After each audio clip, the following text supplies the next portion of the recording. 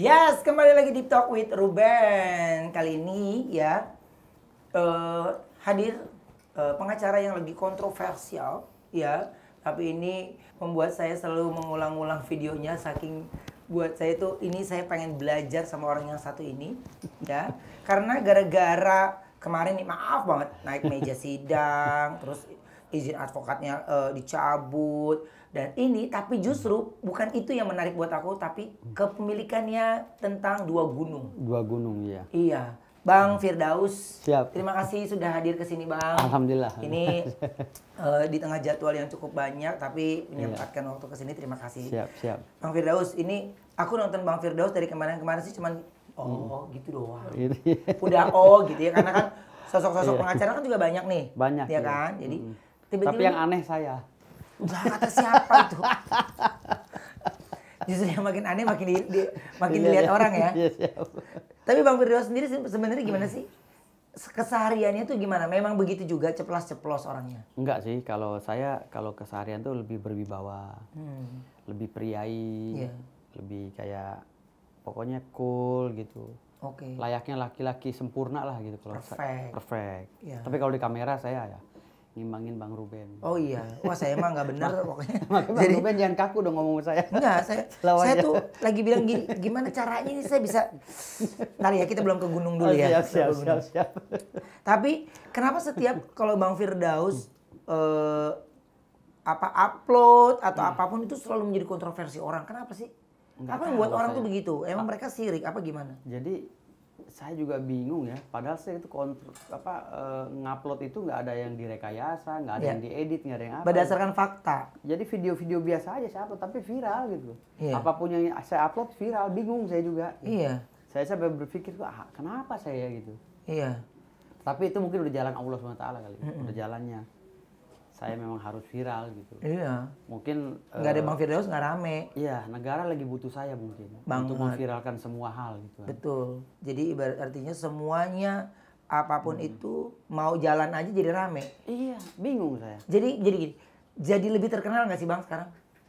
Bayangin aja Bang Ruben ya. Saya bersin aja yang nonton 300.000 orang. Bersin. Video bersin saya. Gila, ini tayangan meledak nih. Bisa bayangin. Ini tayangan Iya, jadi saya ngebersihin aja 300.000 orang yang 300.000? Iya. Jadi saya sampai bingung gitu loh. Diri saya ini sebenarnya mengandung magnet apa gitu, elektromagnetika atau apa gitu. Iya. Sehingga orang tuh berlomba-lomba untuk nonton saya gitu. Padahal saya pada berebutan kuota loh. Berebut kuota. Iya kan, pada kemana-mana gua Bang Firdaus ada tayangan baru. Yang kacau lagi di ujung Indonesia, di gunung yang sinyalnya susah. Dia patungan beli paket buat nonton saya. Oh iya? Iya, di ujung Indonesia loh. Mana sih ujung Indonesia itu Bang? Kayak di Papua, Oke. ya kan, di atas gunung yang sinyalnya kagak ada. Dia patungan beli ke kota dulu tuh. Nah, dari mana dia tahu ada Bang Firdaus tayangan baru tuh? Makanya dari TikTok. Oh. Mereka selalu menunggu tayangan saya keluar dari TikTok saya gitu, dari YouTube gitu. Oke. Iya, jadi saya juga bingung gitu. Ini ada yang terbaru nih gitu ya. Iya, sampai kepo gitu. Jadi ya. Tapi ya terharu nggak? Ya alhamdulillah sih. Ini mungkin rahmat dari Allah SWT yang perlu saya syukuri ya. Tapi juga sekarang ini kan melalui tayangan-tayangan saya banyak juga perkara-perkara yang memang harus diekspos. Karena sekarang ini kan kalau kata Alvin Lim almarhum, no viral no justice. Jadi kalau nggak viral tidak ada keadilan. Makanya alhamdulillah mungkin cara Allah melalui saya ini akhirnya banyak menegur pemerintah, masyarakat Indonesia. Ini loh hal yang seperti ini harus ada loh. Hal seperti ini ada dalam kehidupan kita. Dan kita harus benar-benar mengevaluasi semuanya agar bisa memperbaiki tatanan kehidupan berbangsa dan bernegara. Oke. Gitu. Nah, tapi gini Bang, kalau ngomongin tentang kasus dalam 1 bulan, berapa banyak kasus atau klien yang Bang Firdaus tanganin? Kalau di kantor saya itu kan ada 16 pengacara ya. Sekarang nambah lagi, ada 4 lagi, 20. Kantor hukum saya kan ada 5 kita kantor hukum, kantor cabangnya segala. Jadi kalau kasus itu nggak tentu ya, kadang 4 kasus, kadang sebulan juga nggak ada kasus. Sering gitu kan. Indonesia damai itu ya. Iya, kadang sebulan nggak ada kasus, jadi kasus-kasus yang ada kita masih jalanin. Nanti ada kasus baru lagi gitu ya, silih berganti aja. Tapi nggak pernah kosong sih, setiap bulan tuh ada aja kalau sekarang. Berarti ada 5 cabang, iya Bang ya? Iya. Ada 5 cabang di mana aja tuh? Di Tiga Raksa, di Bintaro, Oke. Tangerang ya, di Jakarta, di Bogor dan sekitarnya. Oke. Jadi tapi semuanya tuh Bang Firdaus tuh pantau semua ya. Ya pantau, tapi kantor itu nggak kantor pengacara semua, karena saya kan di film, properti, gitu. Di film apa, project apa Bang lagi yang film itu? Enggak gini, kalau PT saya kan baru berdiri. Heeh. Kemarin pengen produksi film Joker bukan Jacqueline, tapi kan sama Pak Luhut disuruh stop kan karena COVID kan. Jadi sekarang baru mau mulai lagi. Namun sekarang saya lagi fokus proses menjadi ketua umum Parvi kan, persiapan jadi ketua umum Parvi. Oke. Persatuan Artis Film Indonesia. Jadi saya ikut sekarang rival dengan Pak Siapa yang menjadi saingan ketat di Parvi? Ki Kusumo, ada Paramita Rusadi. Iya. Tapi sama Paramita juga deket dong. Ya kita dekat semua. Cuma memang itu pencalonannya ada beberapa kandidat gitu ya. Bukan rival sih sebenarnya, kita ya coba meramaikan aja. Oke. Gitu. Kalau Bang Firdaus sendiri berarti artis apa bukan nih? Sekarang nih. Saya artis dari Orok. Dari Orok. Iya, dari Iya Orok. loh. Aku ngelihat dia penyanyi juga loh dia. Iya kan? Iya, jadi tahun 91 92 saya kursus acting di CNN Production Jalan Musi di Tanah Abang 2. CNN Production, saya satu letting dengan Regina Pinkan. Anaknya Pinkan Warau. Dengan Rijal. Bintang-bintang awakan semua ya. Iya, lama itu. Saya main di Pondok Pajon 2, Tahta, lalu Angling Dharma dan lain-lainnya banyak. Saya bareng dengan Coki Adriano di Genta Buana. Itu Genta Buana dan Mahesa. Itu Jadi kalau di dunia acting mah udah bukan baru ya? Enggak baru. Kalau ya? dunia seni, nyanyi apa bukan baru. Saya pernah ngeluarin album tahun 95, ngeluarin album dengan band saya. Rock tapi, itu kan band rock itu kan? Tapi nggak meledak. Nggak meledak? Nggak meledak. Malah sekarang nih meledak. Kenapa nggak langsung manfaatin aja Bang, mumpung lagi viral, naikin lagi lagunya? Enggak sih. Saya biarkan mengalir aja lah. Oke. Saya biarkan mengalir. Dan memang ada beberapa lagu saya juga sih yang akan saya rilis, tapi saya nggak mau terkesan saya nyari panggung gitu. Jadi bentar aja, kalau itu saya naikinnya ntar aja. Bang, mungkin buat ngingetin lagi lagu yang udah pernah dirilis, coba nyanyiin dikit Bang. Ref aja ya, Rasa. Boleh dong. Haruskah ku hidup tanpa dirimu, sendiri tanpa dirimu, mungkin hanyalah kisah yang kini tersisa, mungkin hanyalah cerita kisah tentang kita.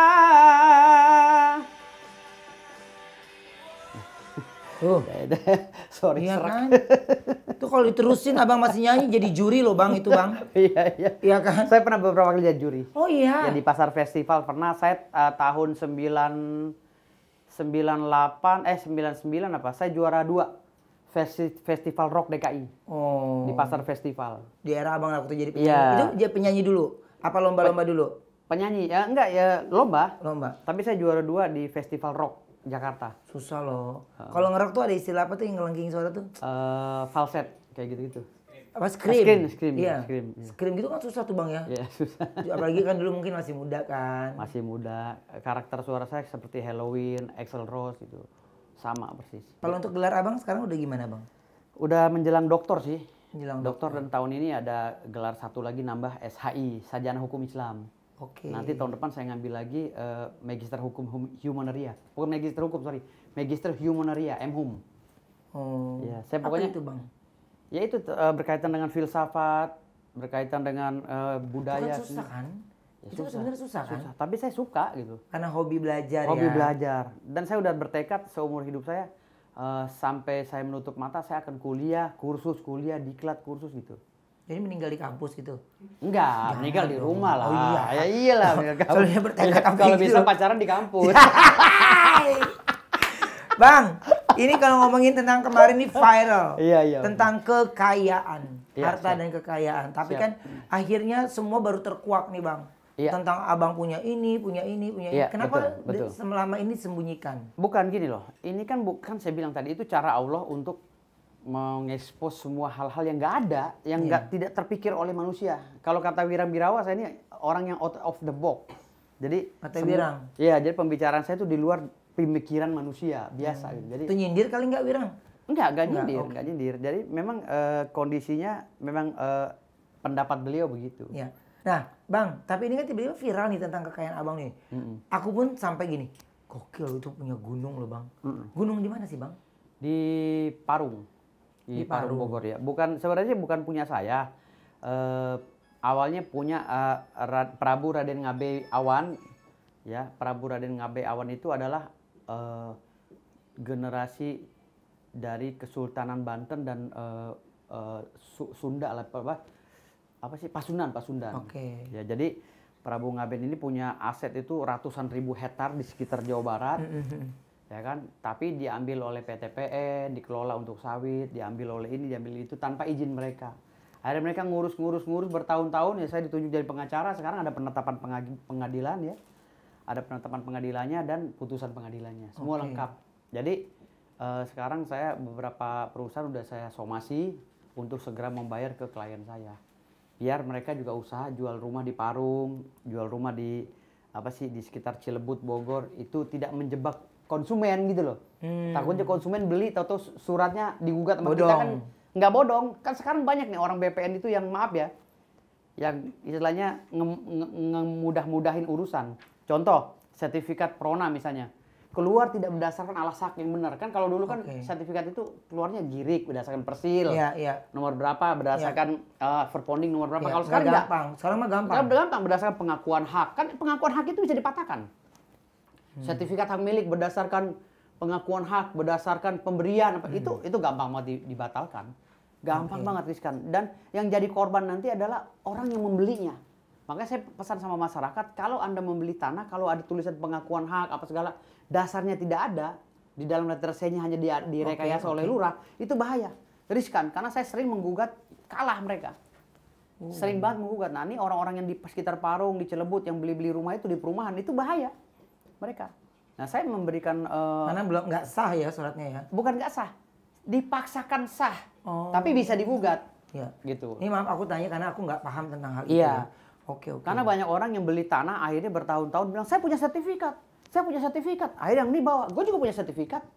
Karena sertifikat yang satu ini tidak berdasarkan alas hak yang benar. Gitu loh. Mereka menyatakan bahwa saya punya sertifikat sudah nyaman. Enggak. Zaman sekarang punya sertifikat hak milik belum tentu nyaman, apalagi sertifikat HGB, HGU masih bisa digugat. Gitu. Ini buat edukasi masyarakat biar jangan sampai sertifikatnya nanti kita udah nyaman-nyaman, tahu-tahu bertahun-tahun digugat orang. Gitu. Jadi jangan salah paham loh netizen yang diajukan, yang diarahkannya adalah mengedukasi ya. Mengedukasi, saya lebih mengedukasi. Ya, seperti ini, gunung ini 110.000 hektar. 110.000. Berarti yang punya abang tuh berapa? Separuhnya. Separuhnya? Ya, karena perjanjian jasa hukum saya dengan Ya, klien. kita temenan lah ya bang ya. Kalau itu gitu temenannya kita pengen Boleh, berteman sama saya orang kasih, kaya gitu. saya kasih di pinggir kali ada Asik, 2 hektar. Lumayan buat bikin studio. Tapi ini kalau ini bawa apa sih? Ini putusan pengadilan dan lain-lainnya. Ada petanya, ada putusan pengadilan, ada penetapan ya. Ada verponding, ada dari BPN juga ada nih putusan pengadilannya. Ini verpondingnya, ada juga surat dari BPN bahwa ini benar tanahnya Prabu Ngabe Awan. Ada semua lengkap gitu. Ini surat penetapannya? Ya, ini surat penetapannya langsung bahwa pemilik tanah ini adalah Prabu Ngaben Awai. Ya. Ngaben Awan. Ini ya. semuanya lengkap loh. Lengkap semua. Yang belakang, kalau mau dibaca yang paling belakang. Ini gunanya untuk kalau ada apa-apa abang punya. Iya, jadi bukan halu gitu. Jadi kalau orang bilang emang ada yang bilang halu? Ya kan saya halu punya gunung, ya memang gunung gitu loh. Kalau saya tahu loh, susah juga. Jadi kan yang mana sih bang? Yang belakang. Nah, saya ambilin. Coba. Ini dia yang paling belakang, baca dari lembar kedua. Jadi punyanya Prabu Ngabe Awan. Prabu Ngabe Awan. Ya, Prabu Ngabe Awan itu dari kerajaan Pasundan dan Banten. Logonya Mahkamah Agung loh. Kalau dibilang halu berarti Mahkamah Agungnya halu. Jadi semua total 110.000 hektar. Di titik 1 ya. Di yang lainnya ada verponding lagi yang jumlahnya lebih gila lagi di situ. Coba petanya bang, mana bang? Itu ada petanya bang? Ada lengkap. Ini dari Arsip Nasional, petanya lengkap. Ini yang fotokopian saya bawa. Kalau yang aslinya sama ahli waris. Jadi ahli waris selama ini tuh dia ditakut-takutin. Jadi ahli waris dia orang tanah asli situ, orang Banten, orang Jawa Barat. Tapi ketika ingin mengambil tanahnya ditakut-takutin sama oknum-oknum pakai preman, pakai aparat. Dia nggak berani, tapi setelah menunjuk saya sebagai pengacara, baru dia berani keluar. Iya, pengacara berkualitas. Iya, baru mereka berani keluar. Di peta langsung. Coba Bang kasih lihat Bang. Tuh Bang, Abang jelasin yang punya Abang yang mana tuh? Iya. Nggak punya saya setiap setiap jengkalnya punya saya separuh. Karena saya perjanjian jasa hukum kan separuh-separuh dengan klien. Oh. Ya, ini ada di Bojonggede 400 hektar, separuhnya punya saya 200 hektar. 200. Ya, ini ada di Kalisuren 35 hektar, separuhnya saya. Tajur Halang 60 hektar. Nanti di Tonjong 43 hektar. Ini di Kemang 300 hektar. Kemang? Ya, di Kemang Bogor. Oke. Ya, Mutiara Bilabong 714 hektar. Dan ini lagi 13 hektar. Nah, ini semuanya termasuk di ini sebenarnya milik mereka, tetapi yang udah kami float ini. Gitu. Pokoknya total itu semuanya 110.000 hektar. 110.000 hektar. Ya, sampai ke Jasinga. Wow. Ya. Tapi Jadi gunungnya bukan satu aja sebenarnya. iya. Hampir beberapa gunung punya mereka. Gitu. Kalau kepemilikan saya hanya diberikan jasa hukum. Saya yang ngeluarin duit, saya yang ngeluarin biaya, tapi mereka ngasih 50-50. Habis berapa itu Bang? Ya miliaran juga lah, Pak. Iyalah. Yang ngurus gitu miliaran juga saya. Berapa ratus hektar soalnya? Iya, ribuan, 110.000 hektar. 110.000 hektar. Iya. Itu setengah wilayah di situ punya Abang berarti ya? Iya, kalau secara hukum ya iya. Tetapi kan ada yang diduduki oleh masyarakat, ada yang diambil oleh Tanpa izin. ya, ada yang diambil oleh perusahaan. Kalau gunungnya masih aman. Kemarin saya koordinasi dengan orang Nggak kemana-mana itu gunung, di situ aja dia. masih kosong, PTPN. Oke. Yang menguasai pemerintah PTPN. Ada 1.300 hektar yang dikuasai oleh pemerintah. Dan kakeknya Kakek saya. Mas Firdaus ini adalah Sultan Sultan Bima. Bima. Iya. Siapa nama kakeknya Bang? Sultan Ismail Muhammad Shah. Oke. Sultan Ismail Muhammad Shah bin Sultan Abdul Hamid Muhammad Shah bin Sultan Abdul Hadin Muhammad Shah bin Sultan Hasanuddin Muhammad Shah bin Sultan Jamaluddin Muhammad Shah bin Sultan ke atas sampai ke Sultan Ali Shah. Kenapa sih kalau udah ada sultan-sultan yang ada di dirinya Mas Firdaus masih mau ke bawah-bawah gitu? Ke rakyat. Saya Mas dari kecil maaf ya. Iya. Maaf. Saya dari kecil nggak pernah ngerasain sengsara. Dari brojol. Saya bertahun-tahun Mas susah. Iya, saya dari brojol nggak pernah ngerasain sengsara. Akhirnya saya kabur dari rumah. Karena terlalu mewah. Bukan mewah, maksudnya hidup semuanya ada gitu loh. Jadi pengen berjuang sebenarnya. Iya, pelayan ada, ini ada, mau apa-apa disiapin, pagi-pagi udah ada makanan, duit dikasih, sampai duit buat mabok pun dikasih. Serius? Iya, kasarnya begitu. Iya, pokoknya duit buat happy aja lo, bukan jamting, lu jangan nyolong nih duit. Intinya lu butuh apa? Gitu. Iya, mau. jadi saya nggak pernah ngerasain apa sih arti susah. Akhirnya saya kabur. Tahun 99 saya benar-benar keluar dari rumah, saya ngamen. Gitu. Merasakan hidup seperti orang Iya, lain saya gitu benar-benar mencari jati diri. Gimana rasa empatinya ngelihat banyak yang ternyata lebih susah dari kita? Oh, parah. Makanya jiwa saya sekarang jiwa Sosial lebih tinggi. Kan karyawan saya kasih rumah satu-satu. Iya ya. Semua karyawan saya yang ada di kantor saya semuanya punya rumah. Oh Satu-satu. Iya. Iya, saya kasih tanah, saya kasih rumah. Ada yang saya kasih 5.000 meter, ada yang saya kasih, pokoknya semuanya saya kasih. Ini kayaknya di sini dapat 5.000 meter nih. Ada tuh deket ya. di luar tuh. Iya. Ada. Karyawan saya tuh ada. Dan itu kasihnya memang secara hukum. Bukan kasih resmi. Jadi kalau suatu saat nanti ya udah jadi milik dia gitu kan? Enggak, udah milik dia. Iya. Kan udah ditempatin sama mereka. Rumahnya iya. Apa yang bikin Bang Firdaus tuh sampai seroyal itu? Ya itu yang saya bilang tadi, ketika saya tidak menemukan apa itu hidup susah, hidup menengah ke bawah, maaf ya. Saya cari sendiri gitu loh. Saya cari sendiri. Kayak apa sih rasanya? Jadi akhirnya saya dapetin gitu loh, saya jadi supir angkot, saya ojek. Saya pernah jadi pemulung juga gitu. Udah saya rasain semua. Justru pada saat ngerasain itu enggak, aku mendingan balik lagi aja. Enggak, gitu. Saya menikmati. Karena bertahun-tahun ngerasain. Iya, jadi saya tahun 99 keluar baru ketemu orang tua lagi secara benar itu tahun 2012. Tahun 99 keluar rumah, baru ketemu orang tua lagi tahun 2012. Karena keluar rumah itu. Iya, keluar rumah saya mencari jati diri. Gitu loh. Apa yang bikin Mas Firdaus pulang pada saat itu? Orang tua saya bapak saya kan udah cuci darah. Cuci darah selama hampir 6 tahun. Jadi ayah saya tuh cuci darah dari mulai 3 bulan sekali, lalu ke 2 bulan sekali, sebulan sekali, ke 3 minggu sekali, sampai seminggu sekali, sampai ke 3 hari sekali.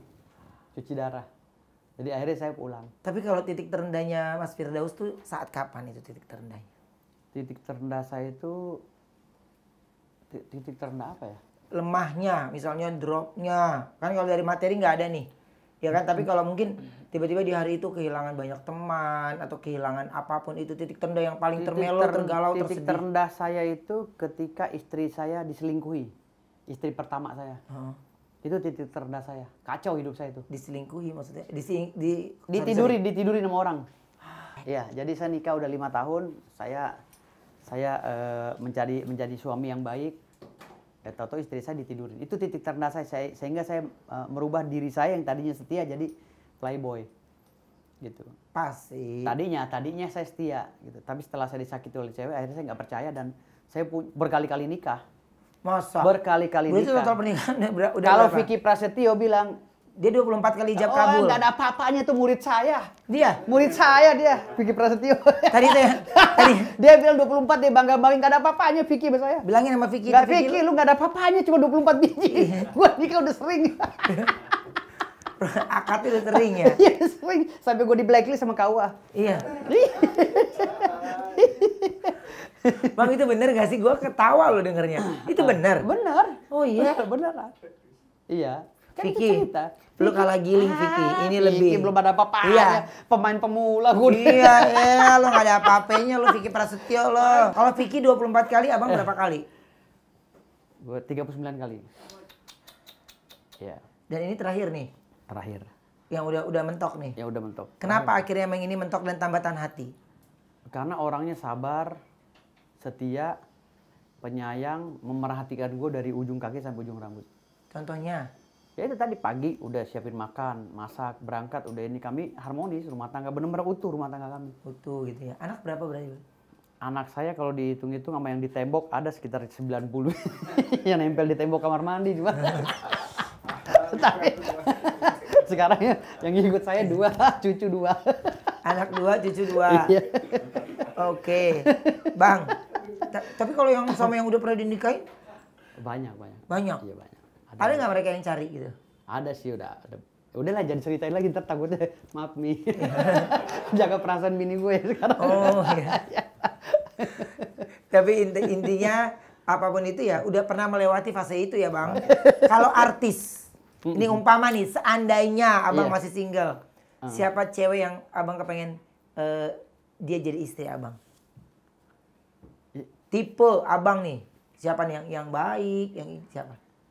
Tipe gue buta sih, gue nggak pernah memandang wanita lain lagi setelah gue nikah dengan yang ini. Pokoknya gelap aja ya? Gelap, udah nggak bisa memandang lagi. Karena yang sekarang ini udah perfect banget. Perfect, Ya. jadi gue nggak bisa memandang wanita lain lagi udah. Cukup. Sekarang fokus kerja aja? Kerja, hambur-hambur harta, iya, gitu aja deh? Enggak hambur harta, maksudnya bermanfaat buat orang lain. Okay. Dan waktu kejadian gue naik meja, naik meja, malamnya itu gue mau ngejemput seorang ayah dengan anaknya yang umur 8 tahun nggak makan. 3 bulan terlantar di gedung tua. Karena gue naik meja, kasusnya viral, akhirnya gue nggak jadi tuh jemput anak yatim. Gitu loh. Dan memang gue seneng nampung-nampung orang kayak begitu. Jadi gue punya kos-kosan, gue kasih, udah kamu tinggal, nggak usah bayar. Kamu kos-kosan banyak dong berarti Bang? Kos-kosan berapa pintu tuh? 50-an lebih. Itu bayar nggak mereka atau Abang? Nggak bayar. Oh sebenarnya buat Abang mendukung program sosial Abang gitu ya? Program sosial. Ada juga orang dari Jawa, dari mana, terlantar, gue kasih, Bang kelola tanah saya. Kamu jualan, kan ada orang satu keluarga dari Semarang terlantar tinggal di gerobak gitu kan. Gue pungut, udah gue kasih rumah, gue bikinin rumah di tanah gue, lu kelola jual sayuran nih motor, jualan sendiri. Ada orangnya, Mas Aris dari Semarang. Gue suruh, Mas saya nggak bisa ngasih duit bulanan, ini rumah saya bangunin, ini motornya saya beliin, sampean kelola jual sayuran silakan. Dia jual sayuran sampai sekarang. Ya malah bagus dong, nggak dikasih uang tapi dikasih lahan pekerjaan. Gue kan? gue kasih kail. Iya itu malah Kayak bagus kan, itu, ngajarin dia untuk bisa survive. Mandiri betul. Nggak mengandalkan atau meminta ya, itu keren sih, salah satu edukasi gitu. Iya. Nah, tapi ngomongin tentang sedikit nih Bang ya, yang lagi kontroversi kan kemarin naik sampai ke meja sidang. Iya. Nah itu apa yang buat Abang sampai naik ke meja sidang sih? Jadi sebenarnya cara itu menurut gue juga tidak dibenarkan ya. dalam lingkup ruang persidangan itu kan walaupun nggak ada hakim, memang harus menjaga kehormatan dan kewibawaan daripada suasana pengadilan. ruang pengadilan. Itu tidak benar. Namun di sini ada peristiwa hukum yang memang membuat pemikiran gue tuh jadi tidak normal lagi karena ingin berniat ingin membela klien dengan maksimal karena klien gue tuh lagi kan gini, klien gue itu kan lagi mau nyamperin Bang Hotman. Bang Rasman nih, mau nyamperin Bang Hotman, tiba-tiba datang 2 orang pakai batik, dang dari samping udah begini. Kalau kelihatan dari samping kayaknya dicekek, kayak ditonjok gitu loh. Ketika ngeliat itu gue spontan, gue pegang handphone, gue naik meja. Dan di atas meja, gue baru sadar kalau gue di atas meja itu bekas ditegur oleh jaksa. Lu ngapain naik meja? Oh iya, gue turun lagi gitu. Jadi baru ngeh gitu. Iya baru ngeh, jadi setiap pas gue bongkar, lu ngapain naik meja? Oh iya juga ya, gue turun. Jadi seperti itu. Malah yang naik meja yang viral ya? Malah naik meja yang viral. Sementara Hotman diduga naik pusar nggak viral. Naik apa? Naik pusar. Ya kan dia lagi dipermasalahin naik pusar sekarang. Jadi di pengadilan itu. Jadi lebih ngetopnya Bang Firdaus sama Bang Hotman? Ya kalau ngetop gue lah. Hotman Paris lagi nyangkul di belakang rumahnya gue udah main film gimana? Oh iya. Iya kan gue dari tahun 90 main film. Ya ibaratnya kan semuanya kan butuh waktu untuk membuktikan. Butuh waktu ya. Bang, kecintaan abang sama negara ini gimana sih bang? Ya cinta banget lah. Apalagi presidennya kan Pak Prabowo sekarang. Iya. Memang Pak Prabowo itu kan presiden yang kita idam-idamkan ya. Yang gue tuh khususnya. Gue sampai dirikan organisasi relawan militan Prabowo kan. Gue sampai mimpin. Ketua juga? Ketua umum relawan militan Prabowo dan gue pernah ditembak di depan Bawaslu tahun 2019. Ya, keributan masalah yang chaos di Bawaslu itu masalah penghitungan suara beda dengan Pak Jokowi kan gue sampai dicari Polda Metro Jaya. Yang ketangkep tuh Bang Egy Sujana.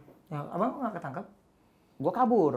Handphone gue buang, gue kabur. Menghilang iya. Karena gue tahu chaos ya kan.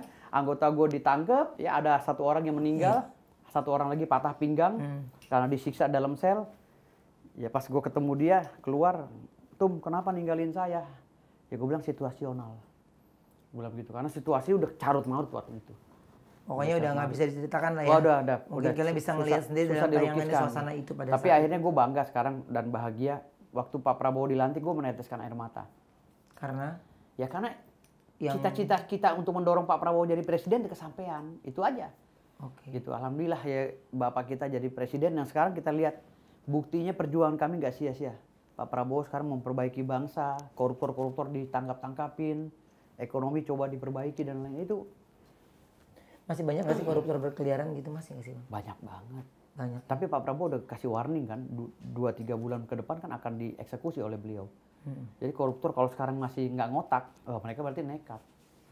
Gitu.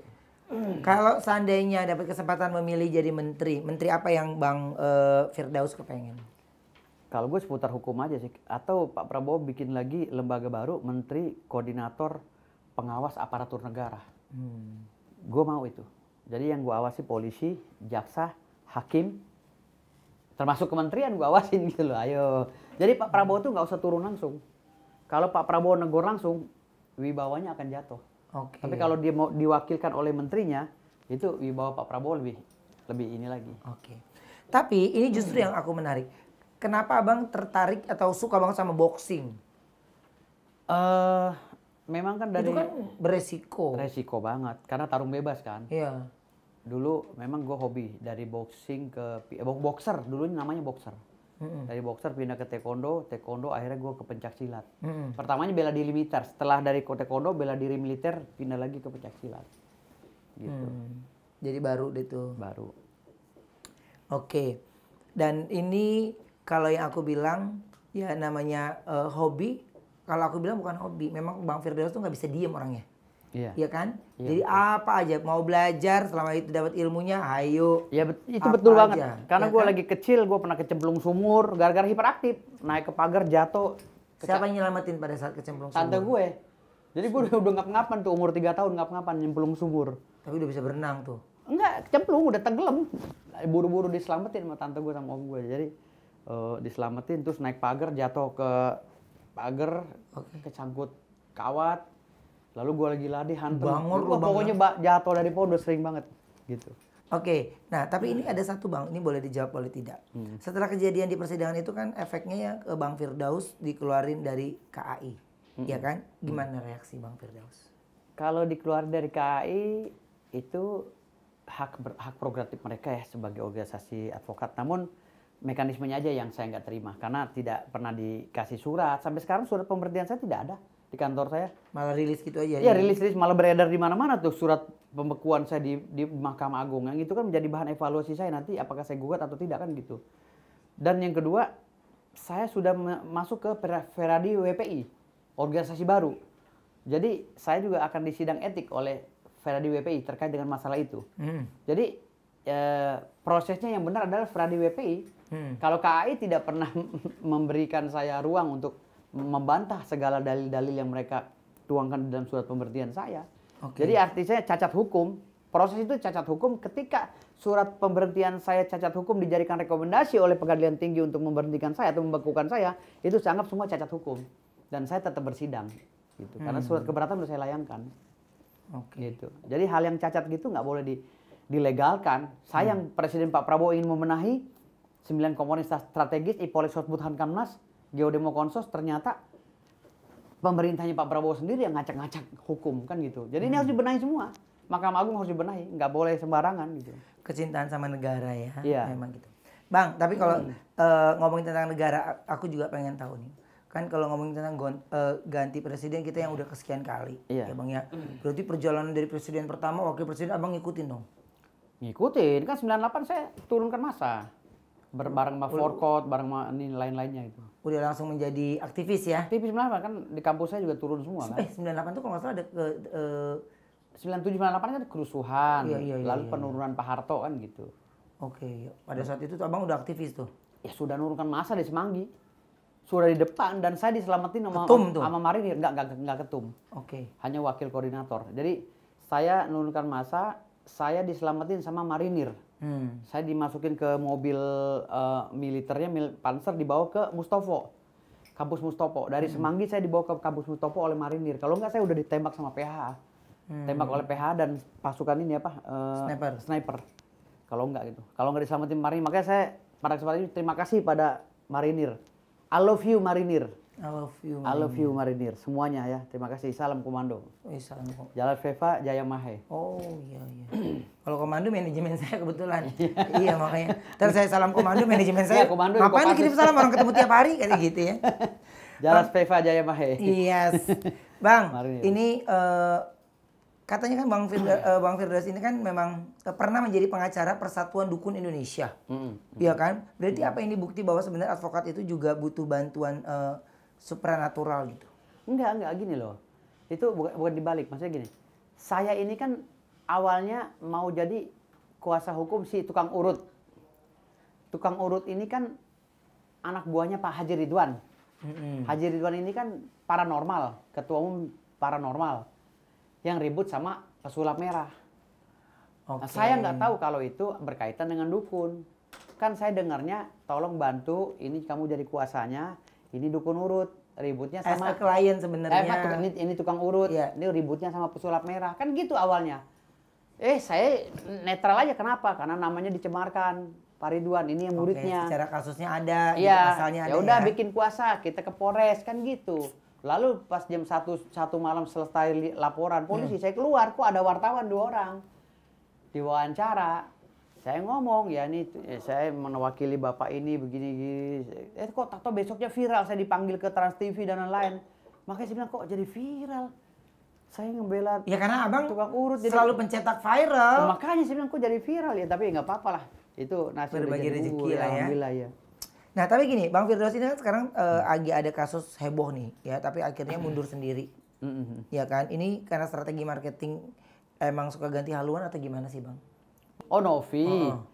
Jadi kasus Novi itu, saya kan malam itu diundang oleh si Pablo Benua, untuk bicarakan masalah skincare punya istri saya. Kan Pablo Benua kan punya skincare, kami punya skincare juga, maksudnya join gitu loh. Dan sekaligus saya menawari istri Pablo untuk ikut di ini saya bendahara umum Parvi, para pencalonan saya tahun ini. Kita lagi ngobrol begitu, tato Pablo bilang sebentar ya bro, gue ke bawah dulu. Ya udah turun ke bawah. Saya nggak tahu kalau itu ada Novi. Gitu loh. Setelah di bawah, kok lama banget bro? Ada apa sih bro? Gue lagi ketemu sama pejabat kata dia gitu. Di WA, sebentar bro jangan ini dulu gue rapat. Ya, oke, ya gue ke mobil karena gue kan nggak suka suara musik yang terlalu besar kan. Waktu itu di kafe kan, di kafe orang musik gitulah. Akhirnya gue bilang sama anggota gue kita turun aja. Gue tidur di mobil, tidurlah di mobil nunggu. Setelah selesai, nggak tahu Pablo di dalam sama Novi gitu loh, manggil gue, bro masuk ke dalam bro. Gue kenalin sama Novi. Ah, Novi? Iya. Ngobrol lah. Gimana bro? Lo mau jadi pengacaranya donatur atau Novi begini kayak gitu-gitulah. Oke. Ya, saya bilang ya udah kalau ini Novi aja saya mau perkuat. Tapi kalau saya sebelum dibikin surat kuasa tolong ya bikin kuasa lisan dulu melalui video. Kan gua nggak bodoh juga gitu. Iya. Takutnya. Iya. Karena memang kalau menggunakan jasa lawyer itu memang kita harus menandatangani kalau semua kita sudah memberikan kuasa kepada lawyer dan itu basic awal biasanya ya. Iya, lisan juga bisa. Ini video yang aku kasih itu lisan. Jadi dalam bentuk video juga bisa ya sekarang ya. Lisan. Enggak dari dulu kan pasal 1383 kalau perdata itu menyatakan bahwa kuasa itu bisa diberikan lisan maupun tulisan. Oke. Bisa gitu. Baik. Bang, ini kalau ngomong tentang kecintaan kita sama negara nih Bang ya. Berarti dari presiden pertama sampai akhirnya Abang mendukung ke Pak Prabowo itu udah dahsyat banget ya. Udah luar biasa banget. Kalau wakil presiden, Abang ngikutin nggak? Perlu saya catat ya. Presiden yang saya dukung seumur hidup saya hanya Pak Harto dan Pak Prabowo. Yang saya dukung di hati saya. Tapi susunannya hafal dong. Ya, tetapi akhirnya Pak Jokowi masuk ke dalam hati saya karena benar-benar membangun Indonesia. Gitu loh. Jadi dalam seumur hidup saya mendukung dua presiden awalnya. Pak Harto dan Pak Prabowo. Akhirnya karena melihat pembangunan yang signifikan di seluruh bidang oleh Pak Jokowi, akhirnya Pak Jokowi masuk ke hati saya. Oke. Karena beliau presiden yang memang nggak gampang ngerenggut hati Firdaus tuh nggak gampang. Susah kawan. Presiden aja belum tentu saya sukai kalau saya nggak eksa. Bang, ini tapi pengen tanya deh. Kalau wakil presiden kan dari awal kan tuh Muhammad Hatta ya kan. Kalau wakil presiden Indonesia keempat tuh siapa ya Bang ya? Lupa saya. Wakil presiden keempat Bapak Habibie. Habibie ya. Oke. Enggak. Kalau berarti pada saat Abang itu SMA apa SMP? Habibie kuliah. Kuliah. Iya. Wakil presiden ketiga ya. ya. Keempat. Keempat ya. Kalau Bapak Umar Wirahadi tuh? Ketiga kali ya Pak Habibie, ketiga apa keempat ya? Jadi Bapak Habibie dulu. Kalau wakil presidennya saya tuh masih hafal tuh susunannya. Iya, susunan. Jadi kalau wakil presiden yang seumur hidup saya, yang ada di hati, saya Gibran. Gibran. Kenalin lah Bang sama Gibran ya. Kita kan juga pengen punya relasi. Enggak gitu loh. Ada hal yang orang nggak tahu dari kegiatan Gibran. Iya. Ini sebenarnya harus diekspos kegiatan positif beliau. Beliau ini orangnya cool, nggak banyak ngomong tapi tegas. Gitu. Bisa dibayangin loh, orang tegas loh ini. Tetapi sama kita lecehkan. Sama sebagian orang dilecehkan. Ini Gibran ini calon presiden ke depannya kalau menurut saya. Kenapa? Karena dia tegas loh. Dan Gibran ini pintar loh sebenarnya. Orang pintar. Lihat pada pidato Gibran waktu debat capres. Begitu lancarnya dia berbicara, terlepas dari isu katanya dia dibimbing melalui teks-teks begitu. Kalau nggak pintar, baca teks itu susah. Gitu loh. Perlu skill dan jadi, Abang juga baca teks susah pasti kan? Susah. Makanya sekelas Gibran orang bilang, aduh Gibran itu orangnya tegas. Dia nggak suka pecat, dia nggak suka ini, dia nggak suka ganti. Jadi seumur ada negara ini ya baru Gibran yang saya ini kan. Oke. Pak Gibran. Jadi sepanjang perjalanan wakil presiden Pak Gibran ya. Gibran yang mencuri perhatian ya. Iya mencuri perhatian. Karena di wakil presiden yang keempat tuh Bapak Habibie. Kurang. Saya karena nggak kenal kan, maksudnya nggak tahu perjalanannya karena waktu itu masih nggak mikirin ituan. Oke. Tapi setelah memikirin negara, saya lihat nih kayaknya Gibran yang cocok untuk. Oke. Kalau Abang berarti asli dari mana sih Bang aslinya? Saya Bima. Nusa Tenggara Barat. Tapi nenek saya apa segala itu turunan dari Maluku, Ternate dan Bone, Sulawesi Selatan. Oh, Sulawesi Selatan ya. Bukan Kalimantan Tengah ya? Bukan. Kalau Kalimantan Tengah itu ibu kotanya? Palangkaraya. Palangkaraya kan? Iya. Berarti udah berapa jam jarak itu Bang? Beda pulau lah. Beda pulau ya? Beda pulau. Berhari-hari ya. Ini mencolok provinsi ini. Saya dari Maluku. Kenapa nggak bikin buku sih? Mau nanti. Tapi iya kan biasa kan kita kan iya. ada gitu kan, ada story. Saya perjalanan beberapa kita. kali nulis buku begitu, tulis kok jadi stensil lagi gitu. Saya udah nulis dari dulu tuh, nulis buku tentang saya. Kok jadi stensil Emang lu lagi? otaknya jorok. Lu mikirnya ke situ terus. Oke, Bang. Tapi gini, kalau aku mau tanya lagi. Tapi kan banyak juga orang yang pada nggak hafal Pancasila. Iya. Bang Firdaus hafal nggak? Pancasila, 1. Ketuhanan yang Maha Esa, 2. Kemanusiaan yang adil dan beradab, 3. Persatuan Indonesia, 4. Kerakyatan dipimpin oleh hikmat bijaksanaan dan persatuan rakyat, 5. Keadilan sosial bagi seluruh Indonesia. Merdeka! Wow.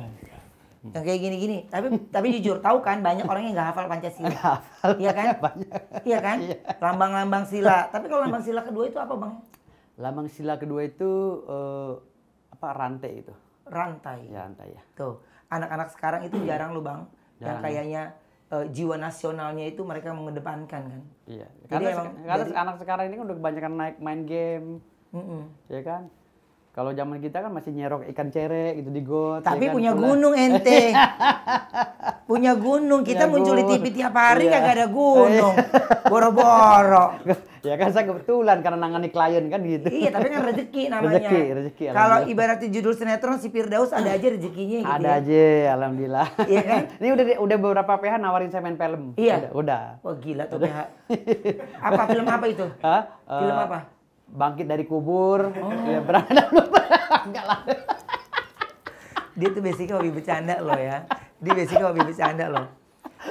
Jadi ngapain ditawarin PH orang bisa bikin film sendiri? Iya, enggak. Dia ada beberapa yang ke DM saya, "Bang, bisa nggak main di film kami?" gitu ada. Oh. Saya iyain aja untuk membahagiakan mereka. Oke, maksudnya cameo gitu kali ya? Enggak, serius. Bintang utama?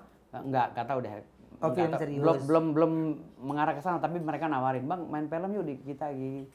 Pasti berbenturan sama waktu, Bang. Ya mungkin. Waktu kan kalau film itu kan kita mesti ekstra full sehari Betul, gitu loh. seharian, betul. Punya gunung, punya ini. Tapi kalau gunung tertinggi di Indonesia itu apa ya? Gunung Di Bogor. Himalaya. Himalaya. Bukan dong, Himalaya. Jayawijaya. Jaya Wijaya. Ya, Himalaya lagi. Jaya Wijaya. Tuh, karena orang yang punya gunung dia pasti tahu. Karena saya nggak bisa lepas Kalau dari Gunung Abang yang di situ peringkat keberapa tertinggi? Enggak, itu lebih ke bukit sih sebenarnya. Bukit? Enggak gunung, enggak. Bukit. Iya. Saya sebenarnya selama hidup ini nggak bisa lepas dari gunung. Nggak Gua bisa. tahu otak lo. Iya. Tiap hari saya tidur samping gunung gitu, pusing kalau nggak ada gunung. Iya kan gitu. sejuk ya. Iya. Kalau orang banyak duit tuh enaknya gitu tuh. Ya, dia ketawa aja. Kalau kita masih mikir, kalau ini mah bawa ATM kemana-mana enggak ya lah, kan. enggak. Kalau duit gua enggak banyak. Duit enggak banyak. Apa? Gua kalah dari Hotman. Aset. Kalau duit aset banyak. Iya lah, ya tapi kalau jual satu aja udah langsung Iya, bang. ya jual satu aja bisa buat beli Lamborghini Hotman dua ikat. Ih, Kalau Hotman kan cuma punya 2, kalau gue serau kalau gue jual. 15 lah Lamborghini ya bang. Iya.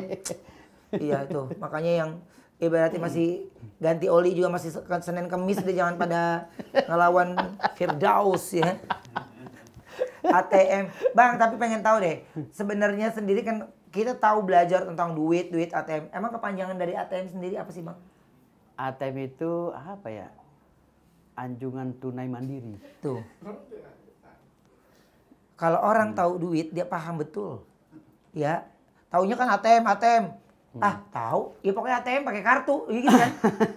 Tapi kalau orang yang mengalami proses itu bener loh. Karena aku pernah bertemu dengan banyak ya mereka nggak kesana mempelajarinya. Iya. Iya kan?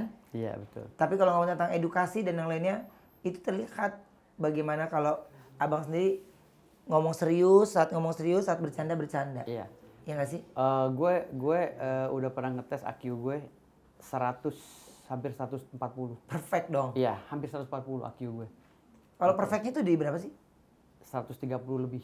Lu berarti lebih perfect Iya, dong? hampir 100. Ya, gue 130 lebih. Kok lu bisa lebih sih, Bang? Iya, lebih. Bagi gue 10 Karena gue lah, nggak Bang. mau kalah sama orang, makanya. Iyalah, kalau gue di bawah orang ya gue nggak perfect gimana? Iya. Saya 130 dia. Bener loh ini. Iya. Gue sekolah banyakan cabut sih, jadi kayak begini nih. Iya. Ya berarti suka yang namanya belajar gitu. Iya, Bang, iya. tapi Indonesia ini punya banyak sekali julukan gitu ya. Kalau Bapak pembangunan kita tuh siapa Bang dijuluki? Bapak Bang itu Pak Harto. Pak Harto. Pak Harto. Itu yang membuat abang kecintaan sama Bapak Harto. Iya, Pak Harto. Pak Soeharto ya. Ya, Pak Harto dan Pak Jokowi, bapak pembangunan kita. Oke. Yang besar. Oke, jadi mau bangun perusahaan apapun terserah, yang penting bisa mempekerjakan orang banyak. Iya, khususnya orang yatim piatu dan duafa. Karyawan gue nggak perlu pakai ijazah, yang penting lu mau kerja jujur, silakan masuk di perusahaan gue. Banyak di kantor gue juga yang kerja. Mereka nggak pakai interview? Nggak ada interview. Ada mantan maling, ya mantan pembunuh begal apa segala. Gue masukin jadi karyawan gue. Terus bahkan adanya Sumanto juga ada. Masa? Karyawan gue iya ada. Ade Sumanto? Iya. Lu? Iya. Lu keluar dulu deh. Masa? Iya. Sumanto, maaf yang kanibal. Jadi di kantor gue tuh nggak perlu ijazah. Yang perlu adalah kejujuran, kesetiaan, loyalitas dan lain-lain. Makanya gue dengan kejujuran mereka ya gue kasih rumah, gue kasih motor, gue kasih mobil, gue kasih apa gitu. Ibarat artinya ya apapun itu ya mungkin setiap orang kan punya caranya masing-masing. Tapi yang dilakukan sama Bang Firdaus ini adalah ini cara gue untuk membantu negara ini. Iya. Iya kan? Karena sekarang tingkat pengangguran itu semakin tinggi loh Bang. Pengangguran itu karena ya kita tadi dari seleksi tadi kan orang ini kan punya kapasitas SDM yang bisa kita olah, yang kita bisa. Orang kuliah belum tentu pintar dan jujur, gitu loh. Tapi kalau orang nggak sekolah, dia masih ada kemungkinan bisa diperbaiki menjadi orang pintar dan jujur. Oke. Gitu. Jadi kesempatan untuk kerja di perusahaan gue ini ya nggak mesti pakai ijazah. Monggo, silakan. Gimana caranya kalau masyarakat mau datang untuk bekerja? Kemana? Ya, entar dong, perusahaannya aja belum buka gimana? Enggak maksudnya enggak. Dan bahaya gue diserang. Kalau sekarang ini kan Bang kan di kantor. Di kantor. Ada 30 lebih lah. Oh, belum menerima sebanyak itu. Ya, baru 30 orang lebih ya. 30 sejahtera. Tapi nanti kata Bang Firdaus nih dengerin ya. Kalau nanti Bang Firdaus itu punya gede ya. Perusahaan besar. Ya kan? Oh, itu mah Bang kalau udah melebihi ratusan triliun. Ya, semuanya akan gua ambil. Termasuk yang baru keluar dari penjara apa segala kerja. Jadi nggak ada orang yang sampah masyarakat, nggak ada. Kecuali mereka mau benahi dirinya sendiri. Nggak ada. Kalau mereka nggak mau benahi diri sendiri ya mereka jadi sampah masyarakat. Tapi kalau orang baru keluar dari penjara, yang hilaf karena dosa yang diperbuatnya, dia mau bertobat, mari bergabung dengan saya. Yang penting ada kemauan. Ada kemauan, berubah. Iya kan? Iya. Karena yang paling susah itu adalah ketika kita ambisius, tapi dia nggak ada kemauan. Nggak ada kemauan, betul. Iya kan? Betul. Itu ya. Oke, Bang, ini terima kasih banget loh. Siap. Sudah hadir ke sini. Kita mengenal Bang Firdaus lebih jauh lagi. Amin. Dan ya mudah-mudahan itu apa tuh di hidungnya? Apa? Itu dalam. Nggak ada, lu mau ngapain? Bercandaan bapak-bapak gue tahu. Tapi Bang, apa yang Abang ingin sampaikan sama semua netizen yang kadang-kadang suka salah persepsi atau mungkin kadang-kadang yang suka melihat Abang cuman Ali bohong nih gitu. Ya nggak ada masalah sih, itu bagian daripada dinamika kita bermedia sosial, artinya tak kenal kan maka tak sayang. Jadi biarkan aja mereka itu membranding saya secara gak sengaja. Mereka membicarakan saya setiap hari walaupun dengan sisi negatifnya. Jadi silakan aja. Tapi kalau udah ketemu seperti ini kan orang bisa mengukur kapasitas saya gitu. Karena kan kalau diwawancara dimanapun kan ada potong-potongan. Ada. Ya kan? Nah, Bang, ya, satu lagi maaf. Seandainya Abang terpilih menjadi ketua Parvi. Ya saya kan? akan mensejahterakan masyarakat Parvi. Bang, apa Bang? Kalau saya terpilih menjadi ketua umum Parvi, saya akan mensejahterakan masyarakat Parvi insan film. Karena semuanya, karena banyak banget yang ya miris lah saya melihatnya, dan saya akan bekerja sama dengan Pak Fadli John, ya bekerja sama dengan Kementerian Kebudayaan dan para investor untuk bagaimana caranya insan film ini bisa terus continue dapat pekerjaan melalui bidangnya film itu tadi. Karena film Indonesia ini kan menurun sekarang nih, ya kan? Jadi sistemnya harus dibenahi. Oke. Gitu. Secara sistemnya harus dibenahi. Ya. Karena kan setiap calon ketua itu pasti punya agendanya masing-masing. Ini cara agendanya Bang Firdaus gitu ya. Terima kasih ya Bang atas pertemuannya. Makasih. Sukses terus. Siap, Salam juga buat keluarga ya. Siap, sama-sama. Bye. Bye.